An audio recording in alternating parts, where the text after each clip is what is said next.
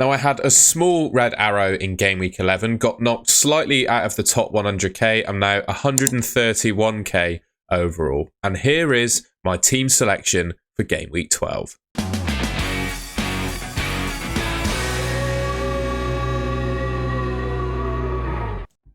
Okay, just a quick look at how my team as a whole got on in game week 11. I'm going to go through this quite quickly because I've already gone through this in pretty good level of detail in my earlier transfer plans video. Flecken in goal, Guardiola, Aït-Nouri and Aina across the back line. Aït-Nouri the only one to actually pick up any points, the rest of them blanked. I've got to say, just looking at Rico Lewis on my bench, Flecken in goal and Guardiola, I'm not too happy with all three of them, to be completely honest with you. Man City, not really keeping any clean sheets. Rico Lewis, bit of a minutes risk. Flecken in goal, making a decent amount of saves, although blanked, of course, in game week 11. But he's not kept a clean sheet yet this whole season. Happy to keep Aït-Nouri. The Wolves fixture run is really good. He's really good from an attacking perspective. He is on 4 yellow cards, though. But as you can see, I've always got bench cover for him if I need to play someone else. Ola Aina, I'm not getting any luck with him, really. I'm not saying he's a bad option. Certainly not considering selling him. But whenever I bench him, he seems to return. Whenever he's in my team, he seems to blank, which is just the way it goes. Rogers, Palmer, both blanking, but don't really see a massive reason to sell either of them. An assist from Mbumo, who just continues to keep on returning. And then Salah as my captain, who basically saved my game week. I did actually have the captaincy. I remember it. I had the captaincy on Haaland right up until 15 minutes before the deadline. And then I changed it to Salah, and I'm quite glad I did that. Haaland, obviously, with his goal, he had 3 bonus points right up until the end of the game when he had a scuffle with Van Heck, got yellow carded and lost all his bonus points. So yeah, if I captained him, I'd have lost 6 points from that one move, which would have been really disappointing. Actually, I would have lost 8 points because the yellow card is worth -1 as well, isn't it? Chris Wood on 2, a blank for him. I'll talk about him in a second. Raul Jimenez with an assist. So yeah, that's my team in game week 11. Okay then, starting off with the defenders and how I'm going to line up for game week 12. I mentioned that I'm not all that happy with Flecken. He is making consistent saves, but he's just not getting clean sheets. I hammer on about this point all the time when I talk about goalkeepers in FPL, but the best goalkeepers in FPL are ones, in my mind, that keep an average amount of clean sheets and get consistent saves every game. You need the two. Don't need exceptional. What you tend to get is goalkeepers that keep an exceptional amount of clean sheets but don't really make any saves. Some in the middle that get average amount of clean sheets and make quite a few saves. And then ones from poor defences who make consistent saves but they don't keep clean sheets. We're 11 game weeks into the season now and Flecken hasn't kept a single clean sheet. So my patience is wearing thin and I am potentially considering selling. But for the next couple of fixtures, Flecken has got Everton and Leicester. So whilst I could get rid of him, I'm hard pressed to with those upcoming fixtures. I think with the money I have in my bank available in the team at the moment, the natural replacement would be Verbruggen. But over the next couple of games, I actually see Flecken's got more expected points than Verbruggen has. I just don't think it's worth the transfer yet, but Flecken is definitely on my list to be selling. I also mentioned I've got Rico Lewis there, who I'm not all that happy with. And what I've got here is the top cheap defenders for the next 3 game weeks according to FPL review. So I've done a filter, 5 million or less, and these are the top defenders. Luca Dean is number 1, Reece James is number 2. So 2 of the biggest trolls in FPL history are 1 and 2 for being the best cheap defenders. We've got Anthony Robinson, Colwill. Who else do I like from this list? Don't mind Anderson, and I like Lewis Hall as well. I know, they're ranked in terms of expected points, but ultimately from Konsa below, Mikolenko, even Colwill down, there's 0.6 expected points in it, which is barely anything in my mind. So it suggests they're all really close, basically. With Luca Dean being number 1, I'd also probably consider Colwill as an option, to be fair. I'd consider Kirkes and Lewis Hall as well. I think if I were to round it down to 2 options, I'm looking at Lewis Hall versus Luca Dean, and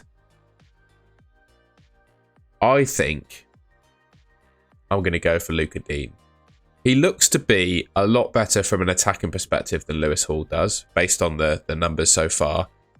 And I don't think there's a whole lot in it between their respective teams defensively. I'm kind of a little bit hot on Luca Dean at the moment because I saw him score a fantastic free kick for France during the international break. Yeah, I think I'm going to go for Luca Dean as a replacement for Rico Lewis. I think that's probably what I'm going to do. I've repeated myself so much on this point. But looking at the clean sheet odds according to 11-5 for the next 6 game weeks, the top team by some margin is Arsenal. In each of their next 6 fixtures, according to this model, they have 40% or higher chance of keeping a clean sheet. And they are, historically, over the last 2 seasons, barring the 11 game weeks we've had this year, they are the best defence in the league for both goals conceded and expected goals conceded. And this season, it's only been 11 game weeks, so it's a small sample size. And I would also say that Arsenal, I don't know if you can call it misfortune, but there have been a lot of one-off events that have impacted them this season. Sendings off, some might say unfair, injuries. You know, a lot has happened, like I wouldn't say uncontrollable, probably anomalous is probably the correct word to use. Anomalous events that have happened to Arsenal that I wouldn't expect to continue. You know, sendings off, etc. I expect them to dry up. And I think that's kept them from keeping clean sheets that they could have done. So I'm not saying that they've completely fallen off. I don't believe they've completely fallen off defensively, which, looking at the clean sheet odds and the fixtures they've got coming up, makes me think they're worth buying, particularly in terms of Arsenal defenders, right? And their fixtures coming up: Nottingham Forest, West Ham, Man United, Fulham, Everton, Crystal Palace and Ipswich. Really, really good fixtures. And I just think there's clean sheets there. And if you remember back to my team as it was, just go back to that screen, my team as it was, I've got Guardiola in there, who might be in and around the same price as some of the Arsenal defenders, and I could certainly looking to get rid of him. And right now, my thinking is, I'm actually going to looking at selling both Rico Lewis and Guardiola and bringing Gabriel and Luca Dean in. I'm going to stick with Flecken for another couple of weeks. I'm looking at that Everton fixture and I'm looking at that Leicester fixture, and I think there's a good chance of, well, I don't think good chance of clean sheets is the correct way of wording it, but I think those fixtures are good enough that I don't need to sell him. And then he's got Aston Villa, what would that be? Game week 14. That's the time I could look to potentially sell him. And then 8-0, he's got Fulham away, Bournemouth, Everton. Don't see any reason to get rid of him. And what works quite nicely is by bringing in Luca Dean, and it's a reason I would potentially consider him over Lewis Hall, is that he rotates really well with Aina. So he's got Crystal Palace at home in game week 12, where I would probably start him over Aina, who has Arsenal away. And then in game week 13, he's got Chelsea away, whereas Aina's got Ipswich at home, and then Brentford versus Man City, so they rotate quite nicely. So that was the main kicker, really, for going for Luca Dean. So at the moment, in my mind, I'm going to make a couple of transfers on my defenders. I'm going to sell Rico Lewis and Guardiola, bring in Gabriel and Luca Dean. So in terms of my midfield, I just wanted to take a look at the top cheap midfielders in the game for the next 3 game weeks. And basically, I really like the look of Semenyo. I've got Morgan Rogers in my team at the moment, and comparing the two, there's not a whole lot in it in terms of actual returns. But every time I see him play, Semenyo just looks so dangerous. 47 shots he's taken in the Premier League so far.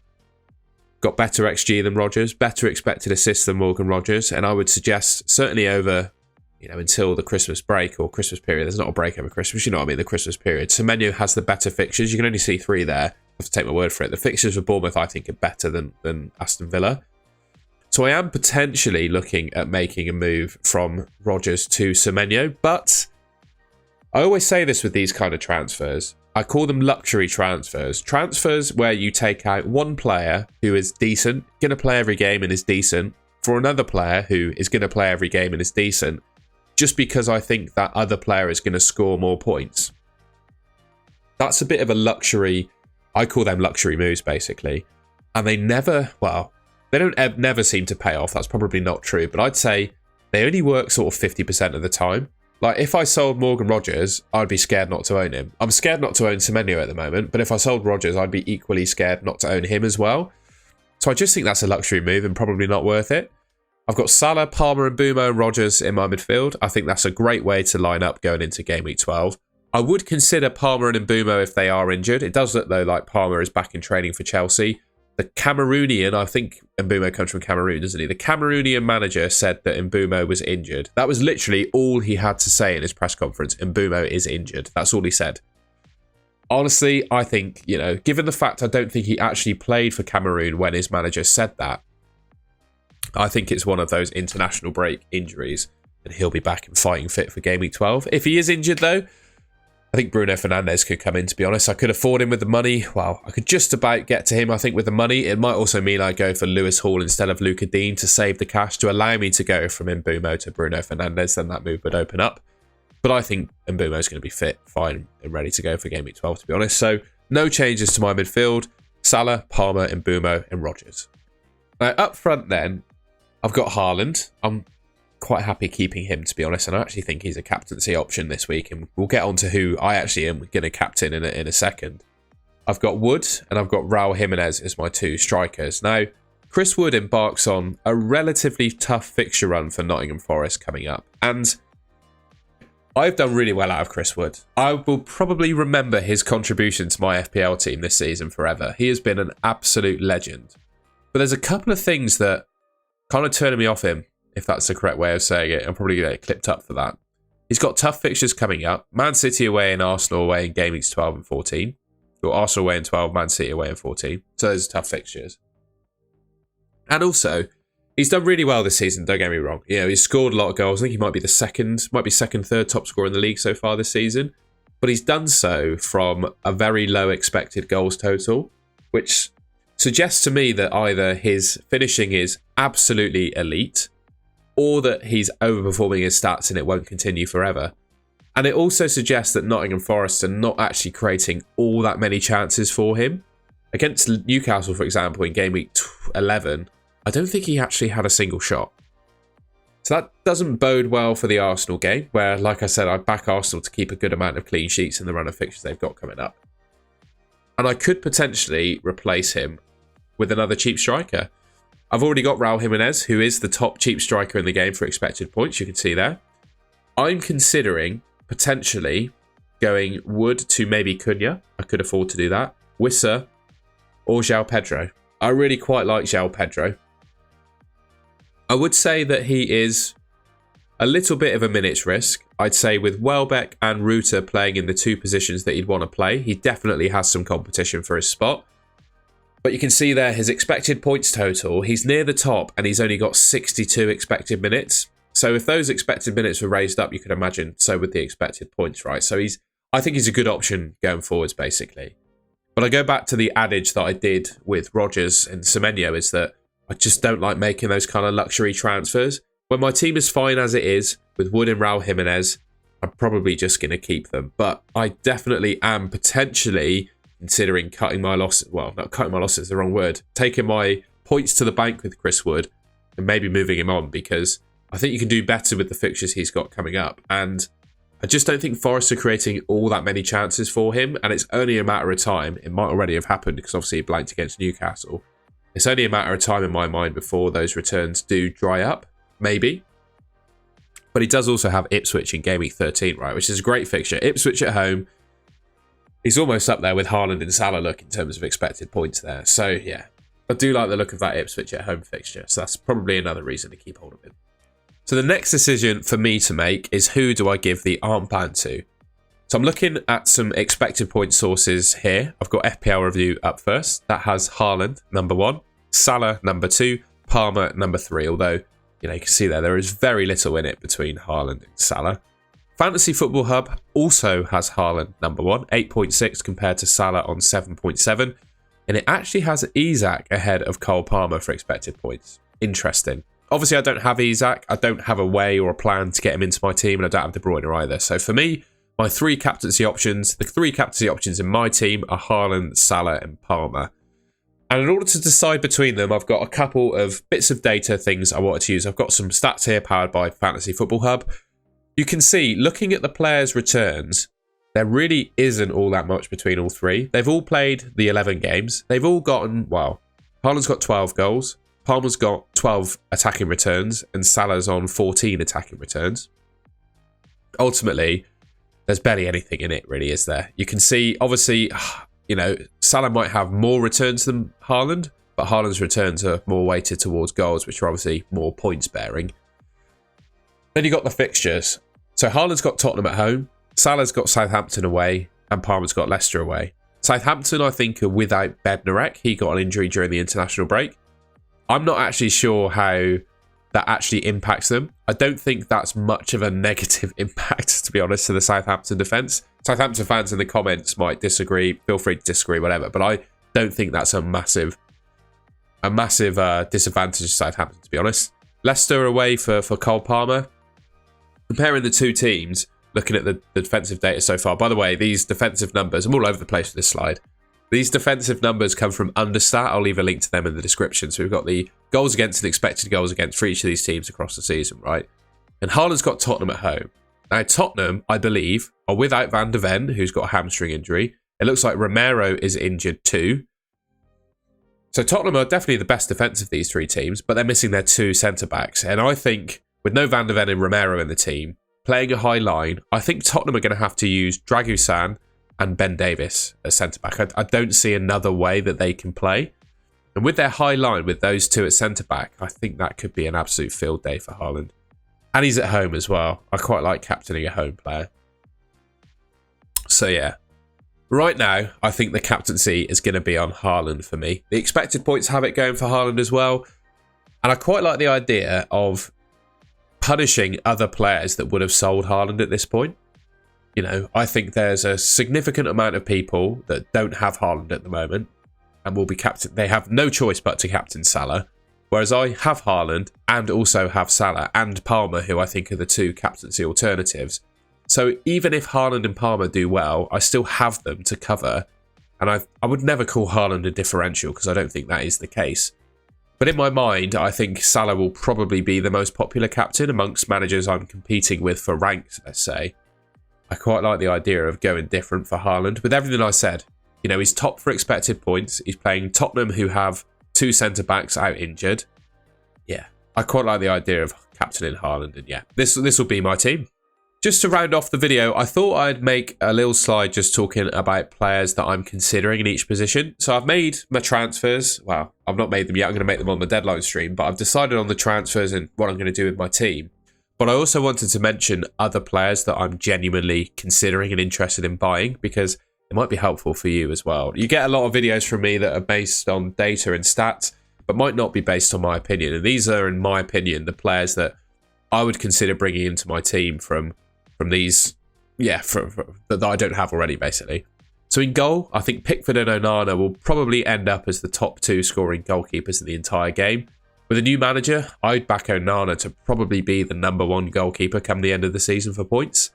Rob Sanchez of Chelsea. Chelsea got a really good fixture run coming up. He's very reasonably priced. I think there's some clean sheets coming up there. Like I said, with Verbruggen for Brighton, he is my #1 replacement at the moment for Flecken. But I do think, like I said, Onana could well be the top scoring goalkeeper come the end of the season. Defenders, Kirkez I really like from Bournemouth. Timber and Saliba of Arsenal, really like them. Obviously, Ben White's injured at the moment. Lewis Hall, Maswari, hopefully that's how you pronounce his, or sorry, how you spell his name. I think he could be really good for Man United. But I would question, just under the new manager, exactly how Man United line up and whether he comes in it. I have to shout out Reece James because he actually seems to be stringing games together. Whether or not I'll actually pick him, though, is another matter. Saka, Semenyo, Bruno Fernandes, and I don't mind Odegaard in midfield either. I think all of these guys are definitely on my shortlist. And then Wissa, Cunha, João Pedro, and Isak at forwards, I think, are also players I'd consider. I really do like Isak. I just don't have a way of getting him in my team at the moment. And I tell you what, I went through the Arsenal fixtures earlier on and talked about this guy in my buy and avoid video. I haven't actually put him on the list, but I think Kai Havertz could be a pretty tidy option as well. So, yeah, these are the other players I'd potentially consider for my team that some of them I maybe didn't actually talk about on this video, and I just wanted to include my shortlist. All right, and that's the end of the video. I hope you enjoyed that and found it useful. Yeah, I don't really have a whole lot to say other than that. I reserve the right to change my mind on the deadline stream, though, but I think largely this is how I'm looking to go with my team. I think Palmer looks to be back in training. We'll see what's happening with Mbeumo. If Mbeumo is injured, I could just go for Lewis Hall instead of Luka Dean and then upgrade Mbeumo to Bruno Fernandes. Something like that would be nice and easy. But yeah, I reserve the right to decide that on the deadline stream because we'll probably get some more information. Yeah, other than that, if you enjoyed the video, please leave me a like rating. Let me know in the comments if there's any changes you do to my team that, you know, you disagree with any of the players I'm bringing in or whatever. Let me know what you do with my team is what I'm trying to say. And I think that's everything. Thank you very much for watching. Oh, by the way, you can subscribe to the Golden Goal channel. Should be just there on your screen. Thank you very much for watching, and I'll catch you in my next video.